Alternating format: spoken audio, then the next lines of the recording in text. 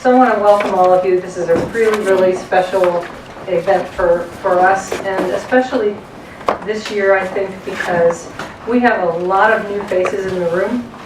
We have a lot of folks that may or may not have met one another. We have some people here I haven't met yet. But I think especially because it lets us bring together some of the management, the executive levels, as well as a number of other people who work here in the corporate office or out in the Eastern office who don't always have a moment to sit together and to appreciate what one another does.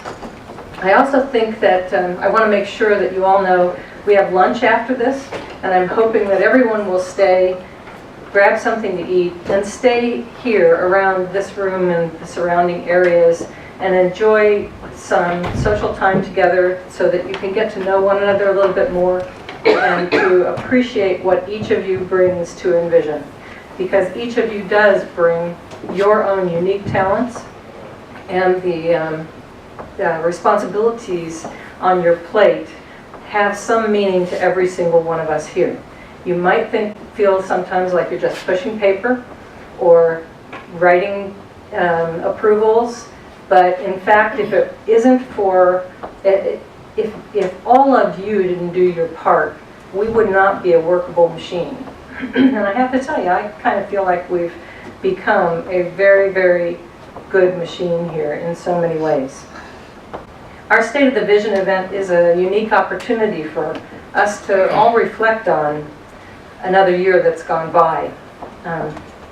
It's a moment that I like to take to pause and to acknowledge how proud I am of Envision, and particularly of the people who make up Envision. Because we aren't just a name, and we aren't just a company. We truly are a group of people dedicated to a common cause. The work that we carry out every hour, every day, every year has made a difference to thousands of people.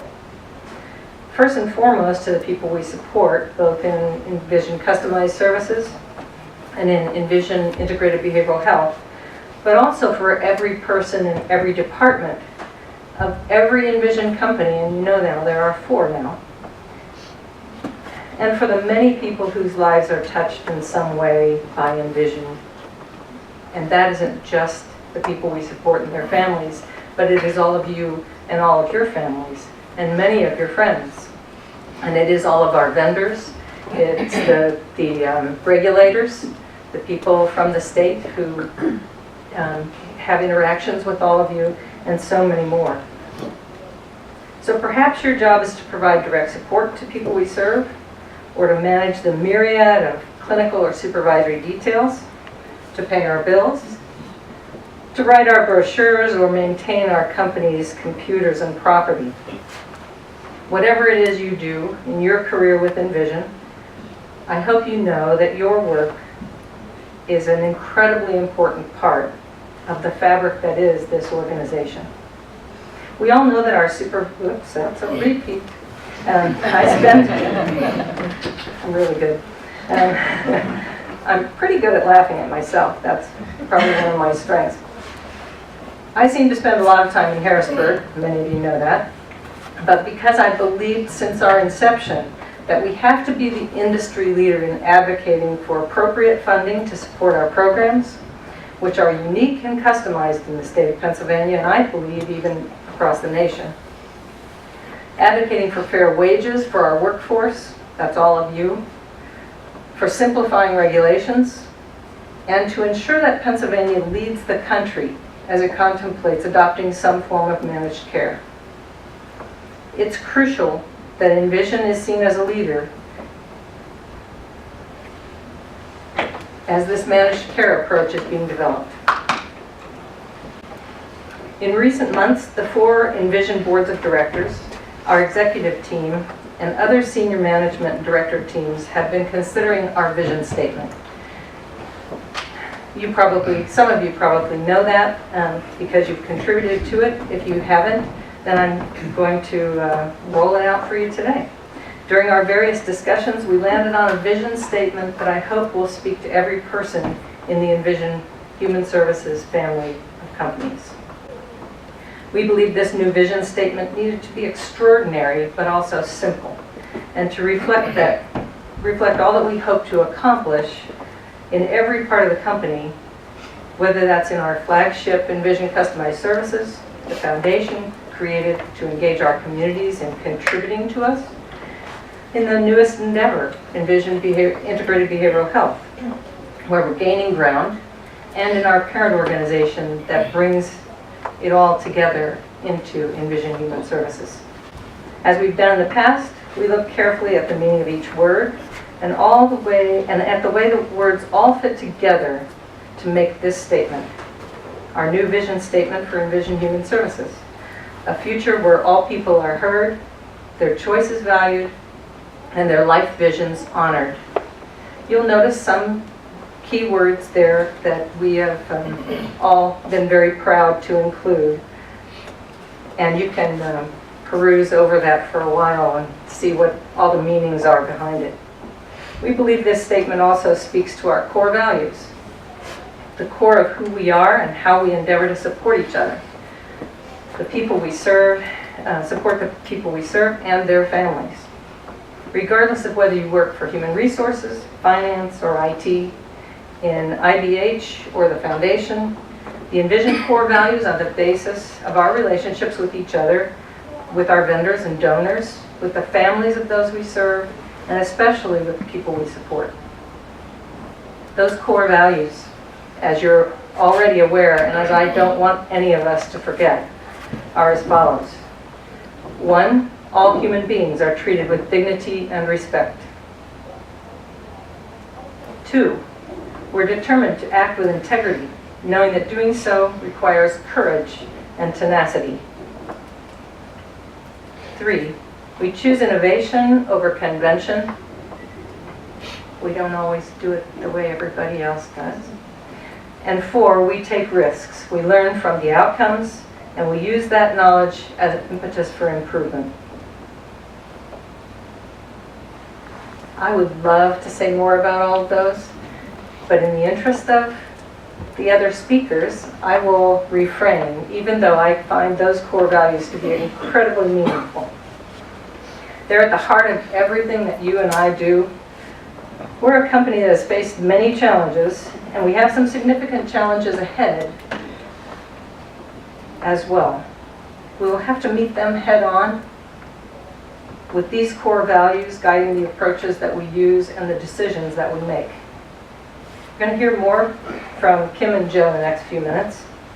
They're going to represent the rest of our executive team, and they will reflect on our laser-sharp focus on the vision of Envision Human Services.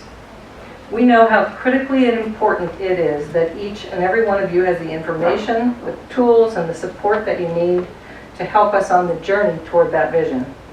So please welcome Kim Love, our Chief Operating Officer.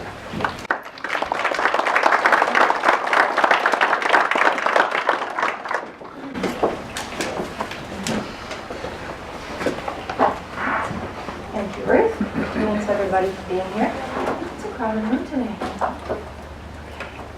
So similar to most other years, this State of the Vision presentation focuses on the past, the present, and the future of our company. And if you allow me to reference Dickens, I this year have been delegated the role of the ghost of Envision's past and present. Joe will be the ghost of Envision's future, and Ruth is the ghost of it all, just spiriting through the ages. As I reflect back upon the year, I have to say I think it's been one of the more challenging ones I've experienced in my career here. And by challenges, as defined by Collins, not the overused Webster, I mean that it is something difficult which requires great effort and determination. And I know that each of you has taken on your positions with great determination and effort. And for that, I and the rest of the executive team thank you very much. Our primary focus for the last year has been on stabilization and preparing for the future. And as such, our accomplishments might look a little different this year.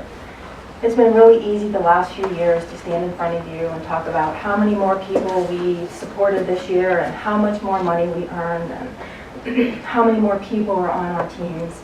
But this year's accomplishments might appear a little more subtle, and many are still works in progress.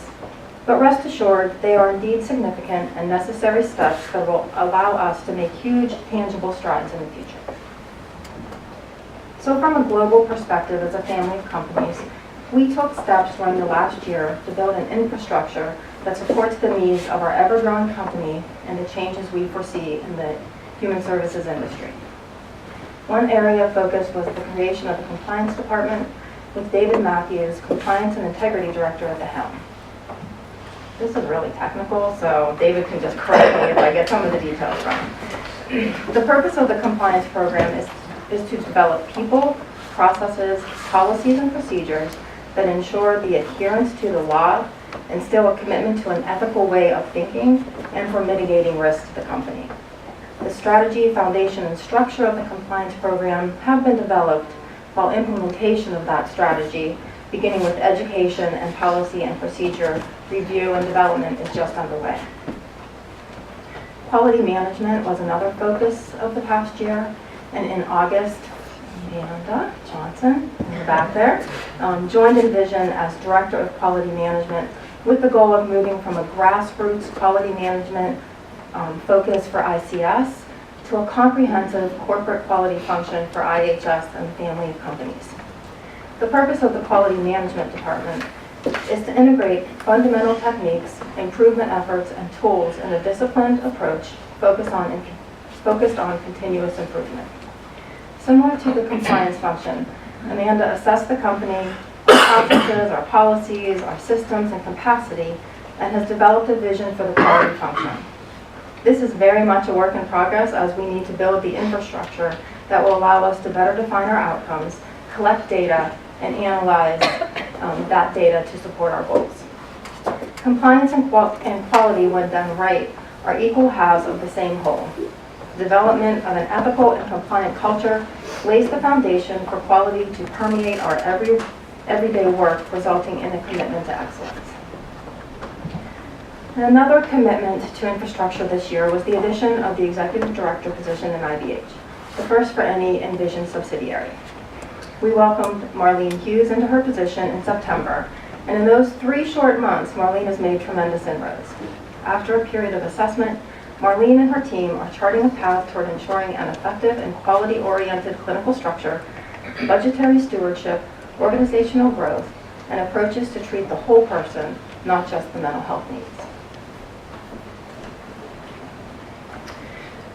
Advocacy is always a priority for us, and this year was no different. Our response to the call for advocacy was a significant accomplishment. Thank you to everyone who participated in rallies, made the phone calls, sent emails, signed the petition. Your voices are heard, and your support does really make a difference. Although the Dsp wage crisis continues, Envision recently instituted a Dsp Wage Initiative that is a major financial investment for our company. The goals of this initiative are to improve the wages of the people who make the biggest difference in the lives of the people we support, lowering overtime and training costs, and to increase our workforce. You might be wondering, how did you guys do that? How did we make this initiative happen? Well, I'm here to tell you. So one of the largest accomplishments over the last fiscal year was our fiscal responsibility and our ability to capitalize on every nuance the system had to offer. So when needs levels and rates that funded our residential programs were established, we challenged ODP when we didn't agree and fought for funding that was more aligned with the person's needs. And while we weren't successful every time, we were successful enough to allocate almost $1 million from last fiscal year to be paid out in the form of bonuses this fiscal year. The last 4 years have brought significant and continued growth to Envision. Our consolidated revenues rose by 35% over this time, and we expect they will continue to grow by an additional 5% this year. We have utilized the financial rewards of that growth to fuel critical investments in our people, the homes of the people that we serve, our offices, and our technology. A big difference with our current strategy is that we are now in a position to build cash reserves. Every company, especially a nonprofit, should have a rainy day fund. And while Envision has always been strong financially, we've had to rely upon lines of credit during those tougher years. But now we're in a position to actually build our rainy day fund and have over $1.4 million in cash reserves. This is a very good sign of a healthy company. In addition to the above noted accomplishments, we have also embarked on initiatives to improve the connection between ICS employees and company leadership, giving them opportunities to have their voices heard. We have made significant improvements to our employee benefit packages, began the long process of implementing Evolve, our electronic health record, and developed relationships with new foundations and corporations willing to provide financial support to the company. Each time we look back on our accomplishments, we are reminded that it is you, the staff of Envision, whose great effort and determination have helped us forge ahead. And again, I thank you for your endless talent and persistence and hard work.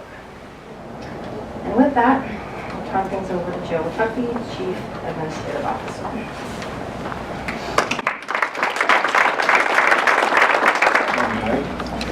Good to see the crowded room. Folks in the back row, this is the part of the presentation where we start to call on you, so stay alert. So a few days ago, Kim called me about her idea about the analogy of ghosts of the future, present, and past. And of course, I'm here to talk about the future and our strategic planning. And after a few moments, I called her back and I said, you know, first of all, do we have any Charles Dickens fans in the room? None? So the ghost of the future, if you remember, the imagery is the Grim Reaper. I suggested that might not be the image that we want to draw talking about the future of the company. But clearly she didn't listen. So the two takeaways before we get started is, first of all, that was not my decision. And, secondly, despite the challenges that Kim has spoken to and that we are addressing, the future for the company remains very, very bright. And we should all be very proud of that and very optimistic for the future. And that's really the theme this morning from my perspective. So whenever we look back, we do so with the future in mind. We know that what we have done in the past helps us to move forward. So as we consider the results of the previous fiscal year, they serve as a compass in helping us move forward. And this is particularly true as it pertains to the 2020 to 2025 strategic planning process. Since the early part of the year, we have been engaged in the planning process with the Board of Directors. And as Ruth had alluded to earlier, a key outcome was the establishment of a new vision statement for the company. Next on the to-do list, and again in collaboration with the Board of Directors, will be the development of a new mission statement, which is expected to be presented for approval at the IHS board meeting in January of 2019. Once approved, the planning process will begin in earnest, and in the upcoming year will involve many of the people here in the room today.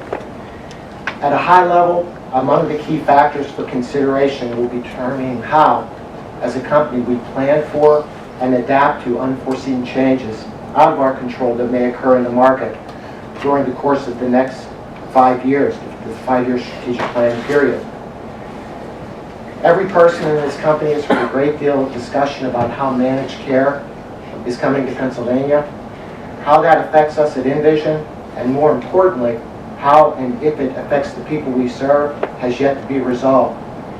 Recently, many of you participated in presentations and discussions with Extra Globex and repeatedly heard Fadi Sahar and his team speak to the importance of creating that stealth in our organization. As Ruth mentioned, leaders from InVision and other providers are working diligently to provide legislators the information they need to determine what type of managed care system to put into place. In other words, we're advocating very hard, doggedly in fact, to steer our state toward a system that enables all providers to support people in ways that allow all persons to live where and how they choose. For those reasons, government relations and advocacy will need to move to the forefront of our strategic planning process. as the company strives to make even more of a difference for our DSPs and the people we support by again having a more significant presence in Harrisburg. Of a more urgent nature will be the consideration of a strategy to support both the short and long-term sustainability of the company. Continued attention to infrastructure, the people and framework of our company will be a priority, as will the development of a growth model. And yes, folks, we will want to continue to grow over the next 5 years. But that growth model will have to make sense for the health of our family of companies, and will have to maximize the opportunities that exist in today's market. As we look into the next few years, we also recognize the need for increased data analysis and integration, which means that technology will continue to be an important factor that will help us accomplish our goals. To ensure our success in the future, we have to make good decisions, and to make good decisions requires all relevant data to be taken into consideration.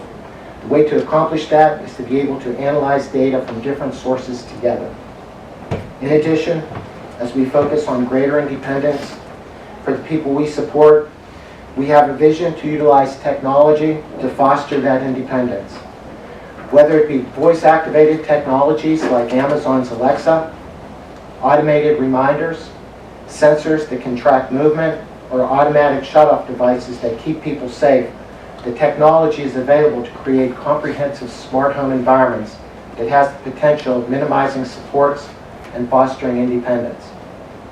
As it relates to our family of companies, there will continue to be a focus on initiatives to support the stabilization of ICS. Developing an infrastructure that supports growth will most assuredly be an important theme of the planning process for IBH, and the foundation will have a continued focus on infrastructure. Lastly, other initiatives we are certain to undertake in the strategic planning process include, but certainly aren't limited to, increased training and information delivery to and for staff, building out the corporate office so we have a completed functional space for all support services for you, seeking funds and processes that allow us to purchase new homes for our residential programs, cost management initiatives, and employee engagement and retention. Needless to say, 2019 will be an important year for the company as we collectively work together to determine the future course of the company through our strategic planning efforts. In the end, our plan will need to reflect our ability to be adaptable and resilient in the face of an ever-changing external environment. It will need to reflect ongoing commitment to developing infrastructure while balancing the need for planned and thoughtful growth, and equally as important will be our ability to measure progress and results. With that, I leave you again with the vision statement for IBHS and its family of companies. And before I turn the podium back to Ruth, I too want to say thank you to all that you do. Each of us relies on others to be successful in our jobs, and in the end, our jobs all lead us to the opportunity to support human beings in their quest to live a meaningful, fulfilling life. Thank you again.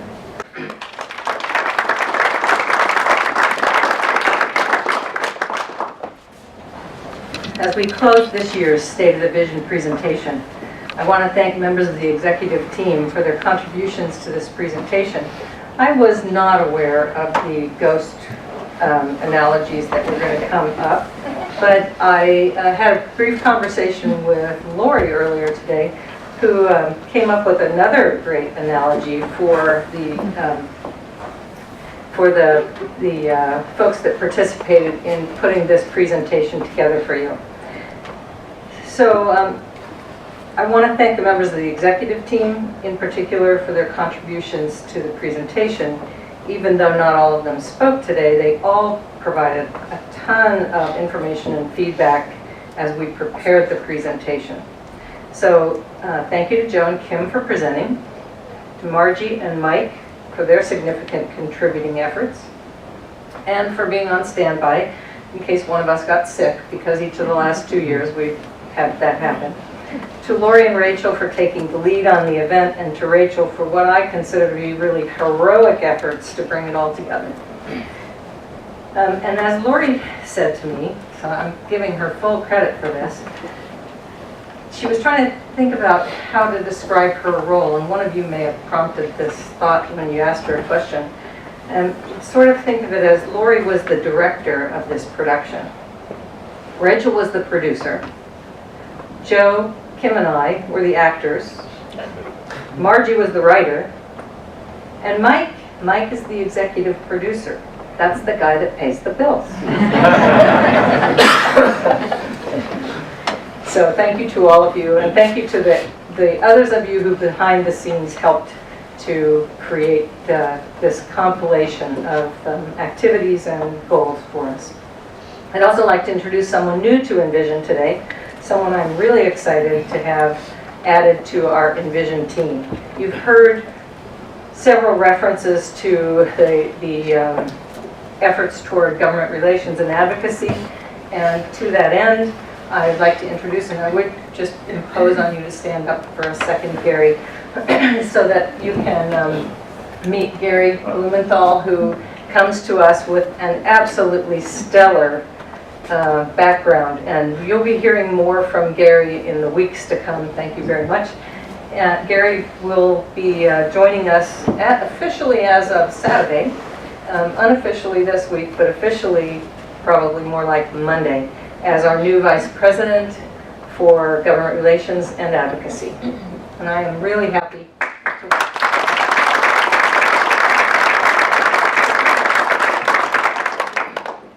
If Gary and I could average out our height, it would be a whole lot easier for me. Maybe not for him. So Gary joins Envision in just a few days. He will be establishing our office in Harrisburg, the first official office that we will have there for non-program reasons, because we did have a program office there once upon a time.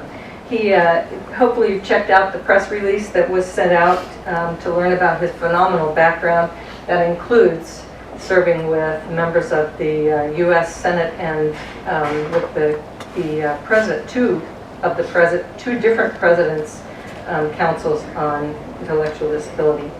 Gary has a brother who lives in Kansas, who lives in a life-sharing environment. So he is, like many of you, well accustomed to what it's like to be a family member as well as to work in our field. And I think that brings, in addition to all of his other experiences, it brings a special relevance to the company, just as many of the others in this room also have family members who experience disabilities. You can hear more from Gary in the near future as we get some programs rolling, but as I've alluded to in the past, I have every intention of being a much, much better known entity particularly in the state of Pennsylvania, to all of our legislators, to government officials, to the governor himself, and to all of his staff. And to that end, you will be hearing from us asking you to help participate in those efforts. So as we advocate for the people we support and for our DSPs, our direct support professionals, Gary will be making sure that all of our voices are heard and that they're heard even more clearly in Harrisburg, throughout Pennsylvania, and beyond.